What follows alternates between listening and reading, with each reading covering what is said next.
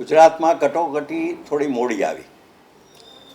1975ની 26મી જૂને કેન્દ્ર સરકારે અને રાષ્ટ્રપતિજીએ જે આદેશ બહાર પાડ્યો ત્યારે ગુજરાતમાં જનતા મોરચા સરકાર હતી અને મોરચા સરકારે સૈદ્ધાંતિક નિર્ણય લીધો હતો કે અમે કટોકટીના જે પ્રતિબંધો છે એ માનશું નહીં અને લોકોને સ્વતંત્ર રીતે રહેવા દેશું.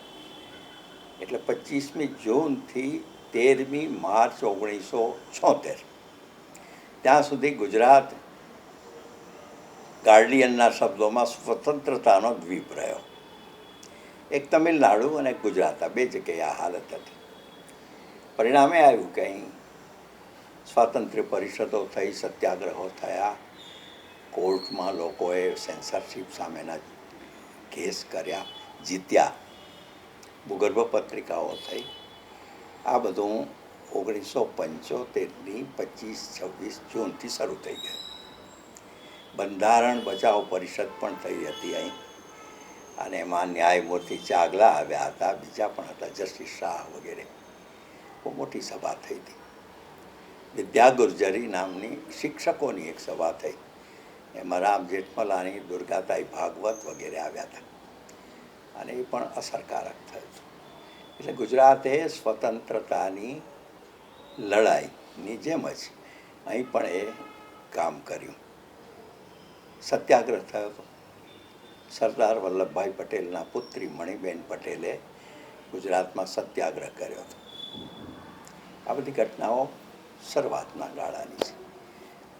1976ની 12મી માર્ચે ગુજરાત સરકારે રાજીનામું આપવું પડ્યું. પ્રધાનમંડળે 2 સભ્યો ઓછા હતા, ધારાસભ્યો મત આપવામાં, એટલા માટે બાબુભાઈ જસભાઈ પટેલ મુખ્યમંત્રી હતા અને એની સાથે જનસંઘ, રાષ્ટ્રીય લોકદળ, સમાજવાદી, સર્વોદયવાદ બધા સાથે હતા અને મિનિસ્ટ્રી બની હતી. પણ બહુમતી ગઈ એટલે રાજીનામું આપ્યું અને જે દિવસે એટલે કે 12મી માર્ચે રાજીનામું આપ્યું અને ગુજરાતમાં પણ વ્યવસ્થિત રીતે કેન્દ્ર સરકારે બીજે જેમ લાદી હતી એવી કટોકટી અહીં લાગુ પાડી. 13મી માર્ચથી બધાની ધરપકડો શરૂ થઈ. મારી ધરપકડ પણ 13મી માર્ચે. હું સાધના સાપ્તાહિકનો તંત્રી હતો. સવારમાં કાર્યાલયમાં કામ કરતો હતો અને પોલીસ આવી અને નામ પૂછ્યું. મેં નામ આપ્યું, લઈ ગયા. પહેલાં કારંજ પોલીસ સ્ટેશન અને પછી ગાયકવાડ પોલીસ સ્ટેશન. ગાયકવાડ હવેલી કહેવાતી. બીજે દિવસે વહેલી સવારે અમે 2 અટકાયતીઓ, એક હતા ચિદમ્બરમ, ડૉક્ટર લોહિયાના એ અનુગામી હતા, સમાજવાદી મજદૂર નેતા. ભાવનગર જેલમાં 13મી માર્ચની બપોરથી અમારી જેલ યાત્રા શરૂ થઈ. 2 કોટડી હતી એ વખતે, જે વ્યવસ્થા નહોતી, આઇસોલેટેડ 2 કોટડીઓ, એમાં બંનેને અલગ અલગ રાખવામાં આવ્યા. પછી થોડાક દિવસોમાં બીજા અટકાયતીઓ આવ્યા.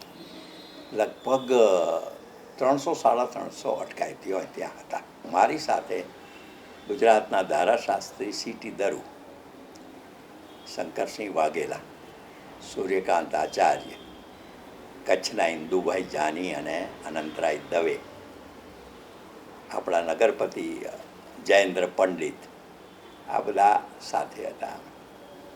ત્યાંથી એ શરૂ થઈ આખી જેલ જીવનની પહેલી અનુભૂતિ અને અનુભવ. જયપ્રકાશ નારાયણ એ બીમાર પડ્યા એવા સમાચાર મળે. એ તો હરિયાણાની જેલમાં હતા અને સખત બીમાર હતા એવા સમાચાર મળ્યા. સમાચાર મળવાનું એક મુખ્ય માધ્યમ હતું ભૂગર્ભ પત્રિકાઓ. એ ભૂગર્ભ પત્રિકાઓમાં એનો સમાચાર મળ્યા એટલે અટકાયતીઓએ નક્કી કર્યું કે આપણે મહામૃત્યુંજય યજ્ઞ કરીએ. આ ઘટના મને કાયમ માટે યાદ રહી ગઈ છે.